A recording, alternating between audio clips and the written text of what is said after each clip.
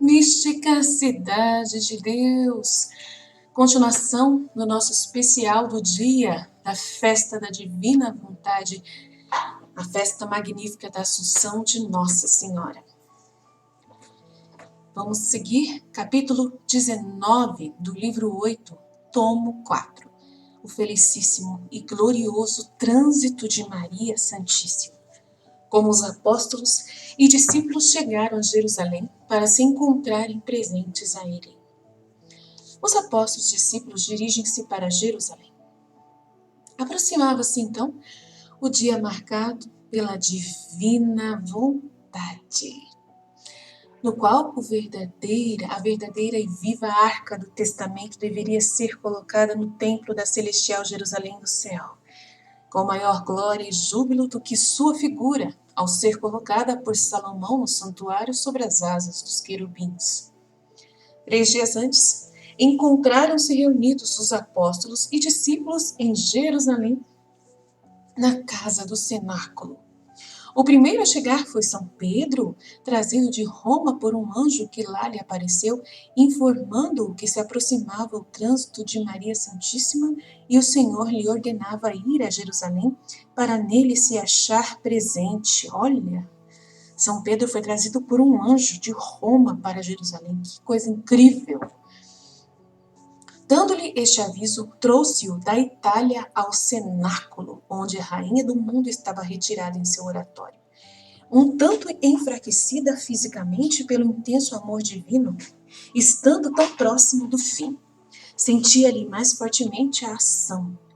Maria recebe os visitantes. A grande rainha dirigiu-se à porta do oratório para receber o vigário de Cristo, o nosso Salvador. De joelhos a seus pés, pediu-lhe a bênção e lhe disse: dou graças e louvo ao Todo-Poderoso, porque trouxe o Santo Padre para me assistir na hora da morte.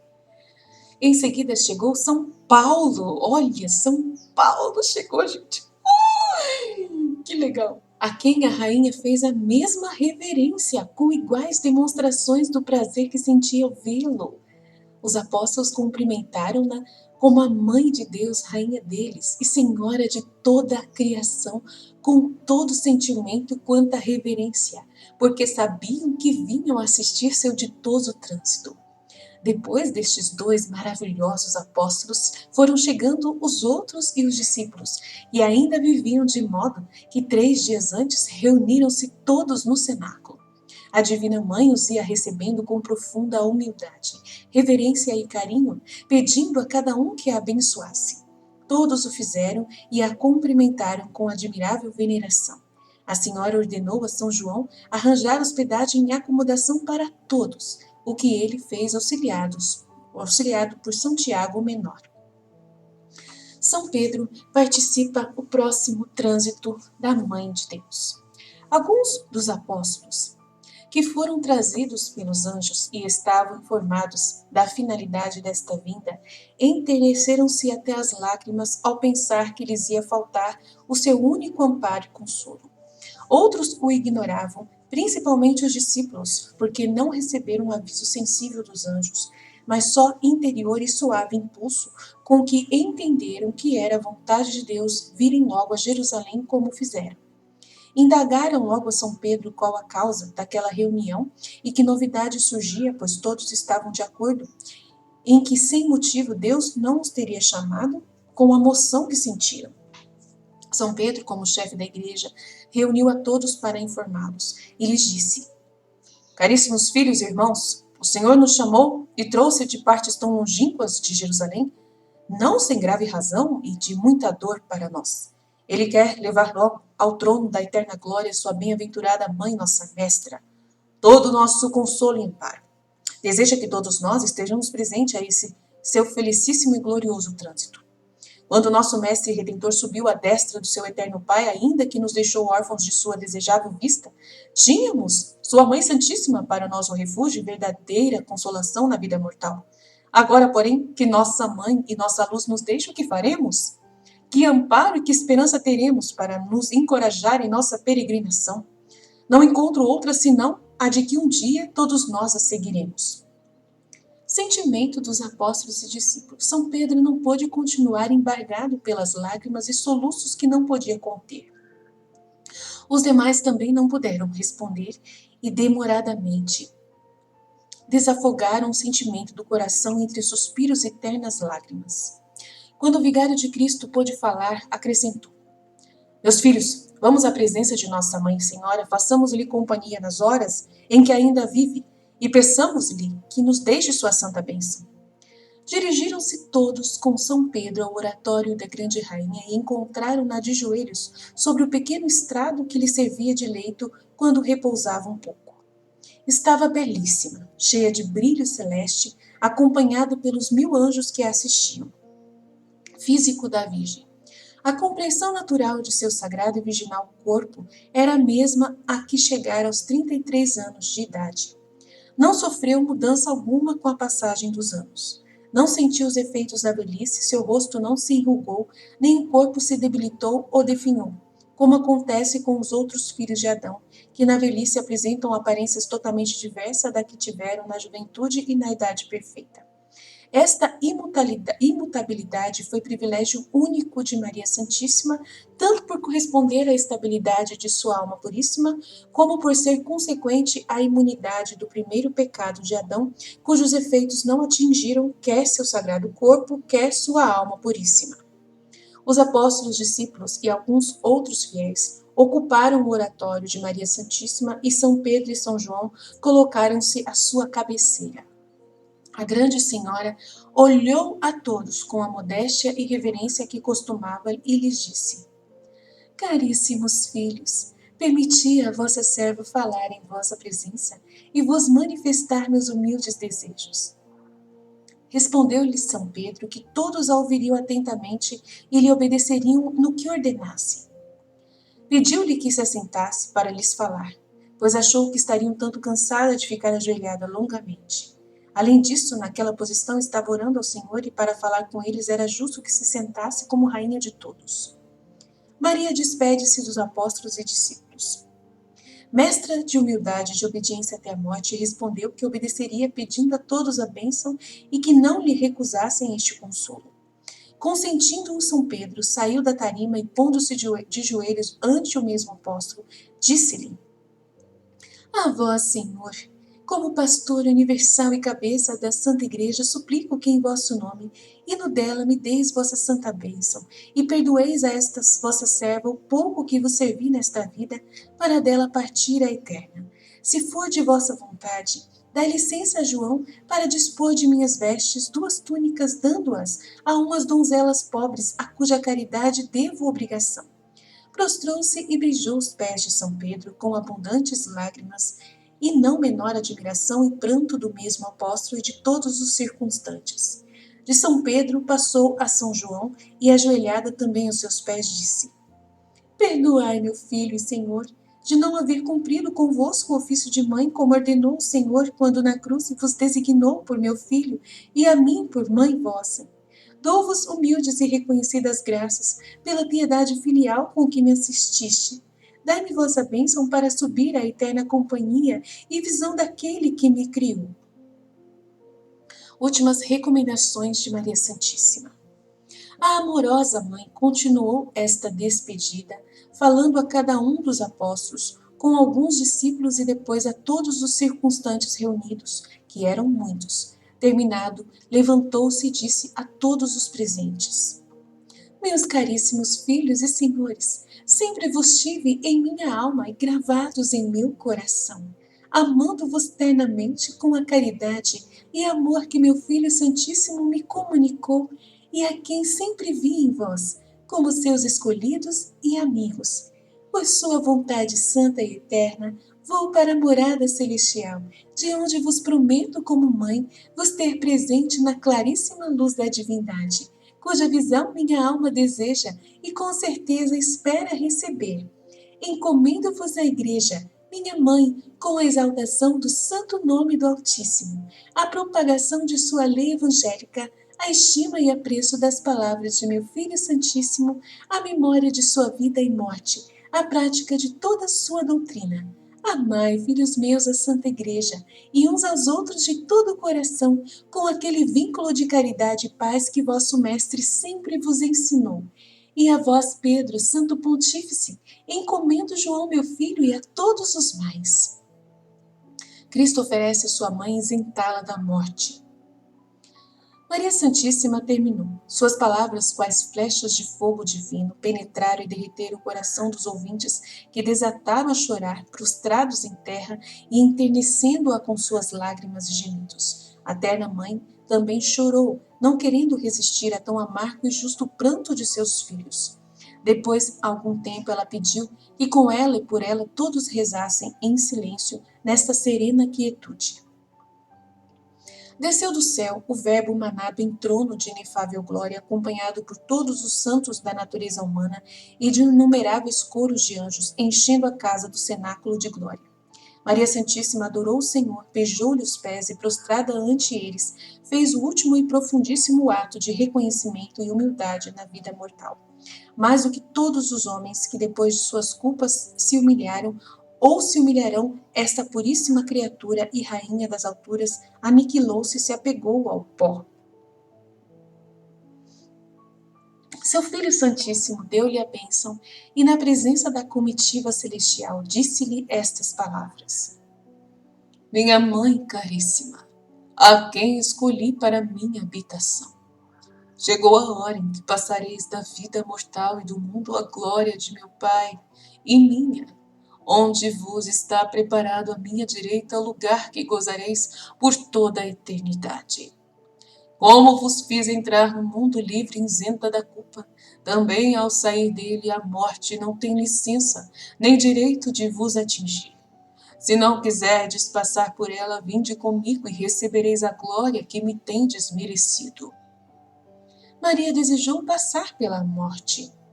Prostrou-se a prudentíssima mãe ante seu filho e com alegre semblante respondeu: Meu filho, Senhor, suplico-vos que vossa mãe serva entre na eterna vida pela porta comum da morte natural, como os demais filhos de Adão.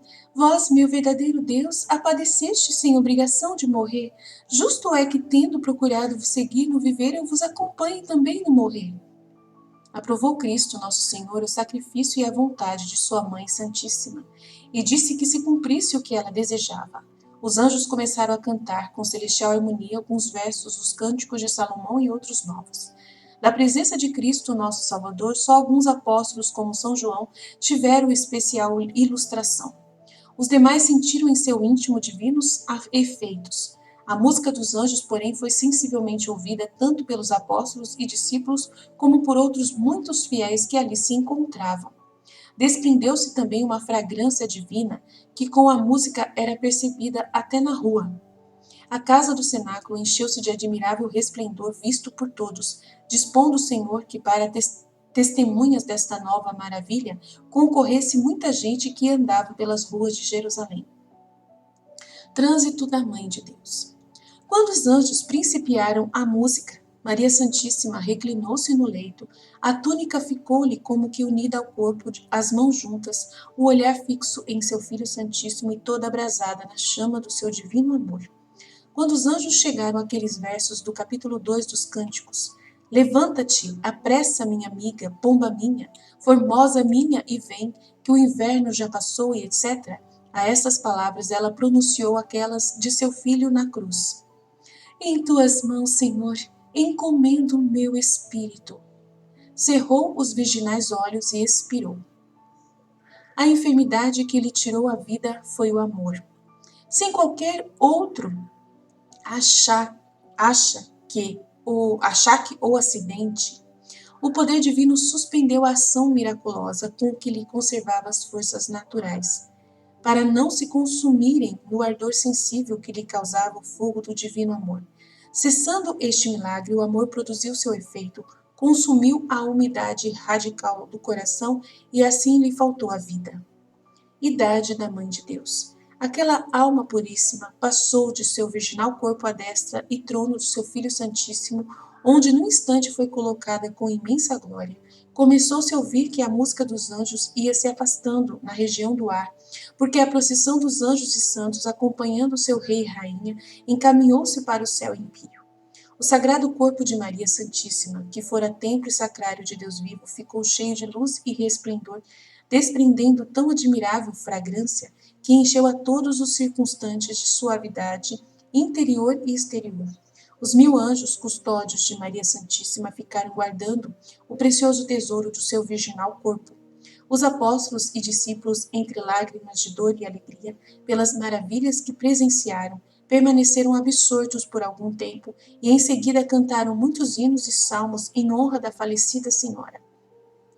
O glorioso trânsito da grande rainha do mundo verificou-se a 13 de agosto, sexta-feira, às 3 horas da tarde, como a de seu Filho Santíssimo.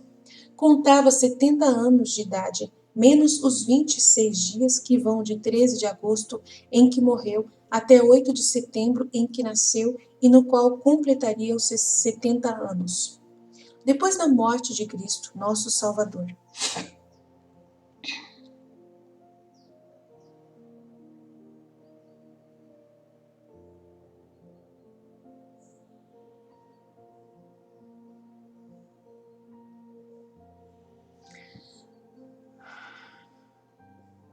Depois da morte de Cristo, nosso Salvador, a Divina Mãe viveu no mundo 21 anos, 4 meses e 19 dias, sendo o ano 55 de seu virginal parto. É fácil fazer o cálculo, quando Cristo, nosso Salvador, nasceu. Então, Nossa Senhora nasceu dia 8 de setembro, ela não nasceu em agosto, como o pessoal de Medjugorje disse. Tá? Foi 8 de setembro que ela nasceu. Complicado, né? O pessoal ficar dando idades para lá, idade para cá, e datas estranhas, né? Que a gente nem sabe se é verdade, meu Deus. É complicado. É fácil fazer o cálculo, porque ela morreu, na verdade, ela morreu em agosto e não nasceu em agosto. Então é 13 de agosto que ela morreu. 13 de agosto ela morreu. É fácil fazer o cálculo quando Cristo, nosso Salvador, nasceu, a Virgem Mãe tinha 15 anos, 3 meses e 17 dias. O Senhor viveu 33 e 3 meses. Ao tempo de sua sagrada paixão estava Maria Santíssima com 48 anos, 6 meses e 17 dias. Acrescentando a estes os outros 21 anos, 4 meses e 19 dias, sem Jesus, fazem 70 anos menos 26 dias. Então, ela, antes dela completar 70 anos, ela morreu. Ela morreu. 26 dias antes dela completar 70 anos, foi que ela morreu. Prodígios sucessivos na morte de Maria. Grandes maravilhas e prodígios sucederam na preciosa morte da rainha. O sol eclipsou-se, como disse acima, e em sinal de luto escondeu sua luz por algumas horas. À casa do cenáculo acorreram muitas aves de diversas espécies e com tristes gorjeios estiveram algum tempo se lamentando e provocando o pranto de quem as ouvia. Toda Jerusalém se comoveu e admirados vinham muitos confessando em alta voz o poder de Deus e a grandeza de suas obras. Outros ficavam atônitos e fora de si. Os apóstolos e discípulos com outros fiéis se desfaziam em lágrimas.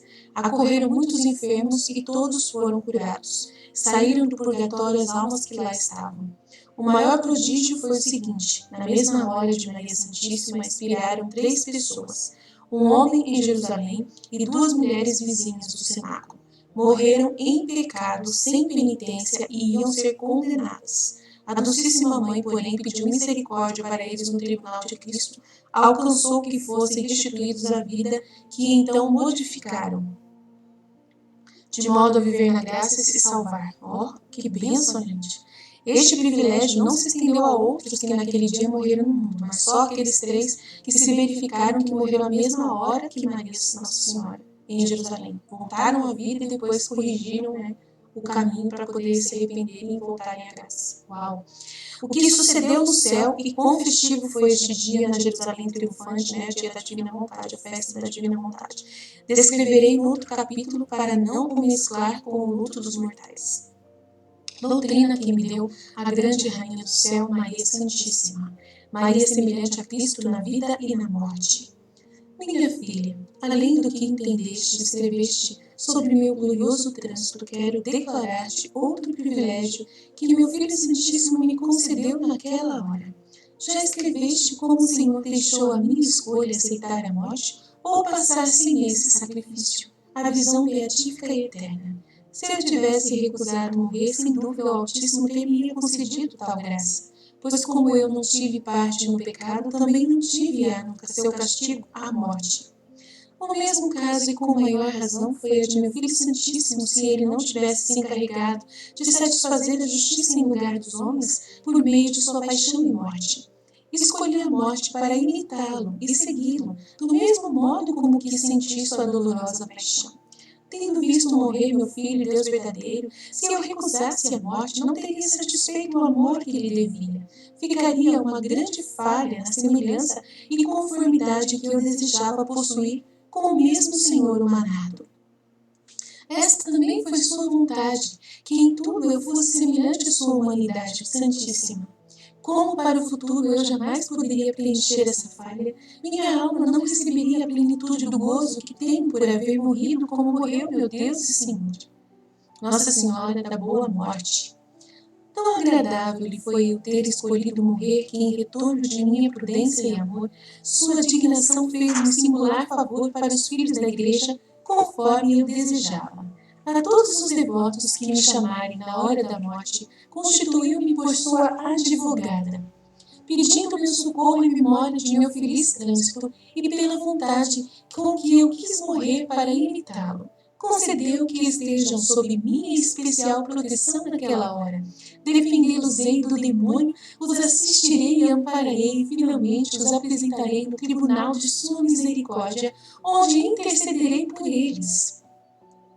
Para tudo isto foi-me concedido novo poder e atribuições. Prometeu-me o Senhor que daria a estes meus devotos grandes auxílios de sua graça para morrerem bem, viverem com maior pureza se antes me invocarem, venerando este mistério de minha preciosa morte.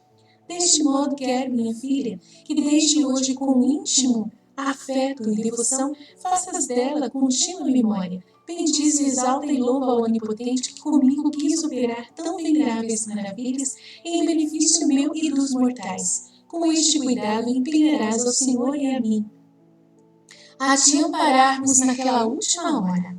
Preparação para a morte. A vida segue a morte, e ordinariamente uma corresponde à outra. Por esta razão, o mais garantido fiador para a boa morte é o bem viver. Durante a vida, desapegue-se o coração do amor terreno. Naquela hora ele aflige e oprime a alma com fortes cadeias que lhe tolhem a liberdade e impedem levar-se acima daquilo que amou na vida. Oh, minha filha, como entendem mal esta verdade os mortais e como ao contrário procedem. O Senhor lhes dá a vida para irem se despojando dos efeitos do pecado original e chegarem a não senti-los na hora da morte. Os ignorantes e míseros filhos de Adão, porém, gastam toda essa vida em se sobrecarregar de novos embaraços e prisões, para morrerem escravos das paixões e sob o domínio do seu tirano inimigo.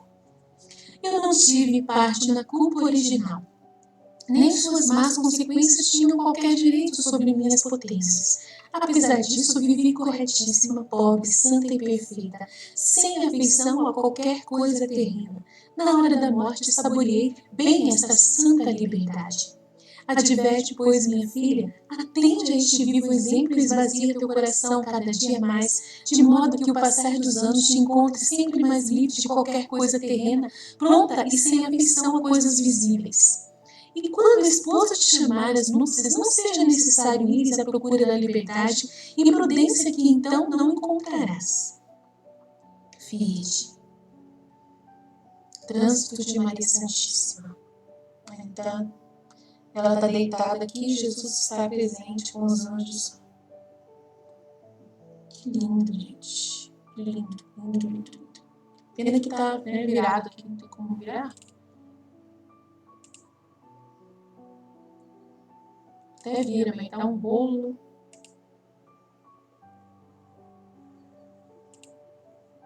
Aqui, virou. A imagem aqui.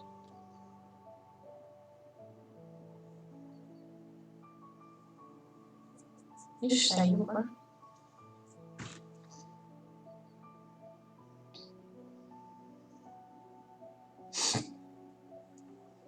Quero ler você. Capítulo 13. Eu fui lá pro 13.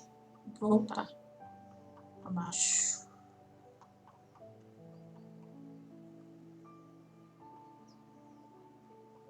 Tô no Jesus 19.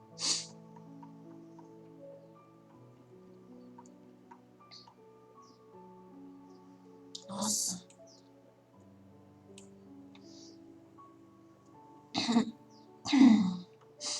Dezessete.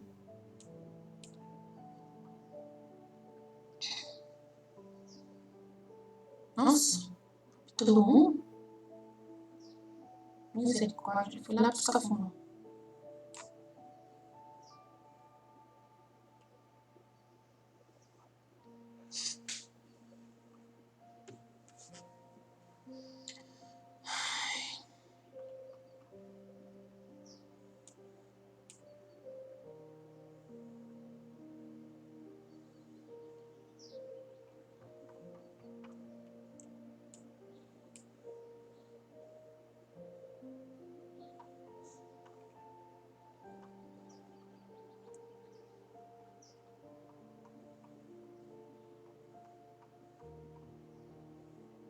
Agora virou de cabeça para baixo. Já entendi isso.